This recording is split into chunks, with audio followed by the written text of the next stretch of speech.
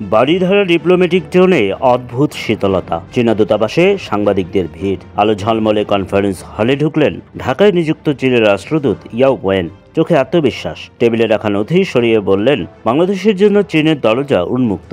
আমরা সরাসরি অস্ত্র বিক্রির প্রস্তাব দিচ্ছি। বাংলাদেশের নীতি নির্ধারকরা নতুন কৌশলগত অংশীদার করছেন এবং চীন দ্রুত সেই শূন্যস্থান পূরণের উদ্যোগ নিয়েছে। রাষ্ট্রদূত ইয়াও এর বক্তব্য স্পষ্ট, চীনের অস্ত্র উচ্চ প্রযুক্তি সম্পন্ন, সাশ্রয়ী ও বৈশ্বিক মানসম্পন্ন। আমরা বাংলাদেশের প্রতিরক্ষা সক্ষমতা বৃদ্ধিতে প্রতিশ্রুতিবদ্ধ। সামরিক বিশ্লেষকরা মনে করছেন, এটি কেবল অস্ত্র সরবরাহ নয়, বরং বৃহত্তর ভূ কৌশলগত পরিকল্পনার অংশ।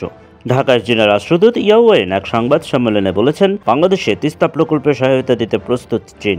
চীনের প্রস্তাবের ব্যাপারে বাংলাদেশের সাড়া পাওয়ার অপেক্ষায় আছে তার দেশ। চীনা রাষ্ট্রদূত বাংলাদেশের পাঠ্য বই ও ওয়েবসাইটে আঞ্চলিক মানচিত্রে চীনের অবস্থান দেখানো নিয়েও আপত্তি জানিয়েছেন। তিনি আশা করেন বাংলাদেশ মানচিত্র পরিবর্তন করবে। শেখ হাসিনা সরকারের পতনের পর ভারত বাংলাদেশ সম্পর্ক ক্রমাগত সংকটের সম্মুখীন। বর্তমানে ঢাকা দিল্লি সম্পর্কের টানাপোড়েন চরমে। সীমান্ত হত্যা, বাণিজ্য ভারসাম্যের অভাব এবং আঞ্চলিক প্রভাব বিস্তারের প্রতিযোগিতা পরিস্থিতিকে আরও জটিল করে তুলেছে। এই প্রেক্ষাপটে চীনের অস্ত্র বিক্রির ঘোষণা একটি সুপরিকল্পিত পদক্ষেপ বলে মনে করা হচ্ছে। এটি কেবল প্রতিরক্ষা সহযোগিতার প্রসার নয়, বরং বাংলাদেশের নিরাপত্তা কাঠামোয় চীনের দীর্ঘমেয়াদী অবস্থান সুসংহত করার কৌশল। ভারত দীর্ঘদিন ধরে বাংলাদেশে প্রতিরক্ষা খাতের প্রধান অংশীদার ছিল, কিন্তু চীনের এই পদক্ষেপ দিল্লিতে তার নীতি পুনর্বিবেচনা করতে বাধ্য করবে। চীনের সহযোগিতার অন্তর্নিহিত লক্ষ্য কি শুধু অস্ত্র বিক্রি, নাকি এর পেছনে আলো কৌশলগত পরিকল্পনা রয়েছে?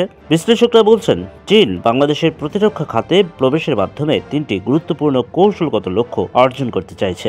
অস্ত্র সরবরাহের মাধ্যমে বাংলাদেশের প্রতিরক্ষা নির্ভরতা তৈরি করা, দীর্ঘমেয়াদে বাংলাদেশের পররাষ্ট্রনীতিতে চীনের কৌশলগত প্রভাব বিস্তার করা, দক্ষিণ এশিয়ার ভারতের প্রতিরক্ষা আধিপত্যকে চ্যালেঞ্জ করা এবং ভূ কৌশলগত প্রতিযোগিতার নতুন ক্ষেত্র তৈরি করা। সামরিক বিশ্লেষকরা মনে করছেন, উন্নত অস্ত্র সরবরাহের ফলে বাংলাদেশের ভবিষ্যৎ প্রতিরক্ষা চুক্তিগুলো চীনের উপর নির্ভরশীল হয়ে পড়বে, যা ভারতের জন্য কূটনৈতিক চ্যালেঞ্জ হয়ে দাঁড়াবে। বাংলাদেশে চীনের অস্ত্র সরবরাহ কেবল বর্তমান রাজনৈতিক পরিস্থিতির জন্য গুরুত্বপূর্ণ নয়, বরং ভবিষ্যতে সামাজিক সমীকরণেও গুরুত্বপূর্ণ ভূমিকা রাখতে পারে।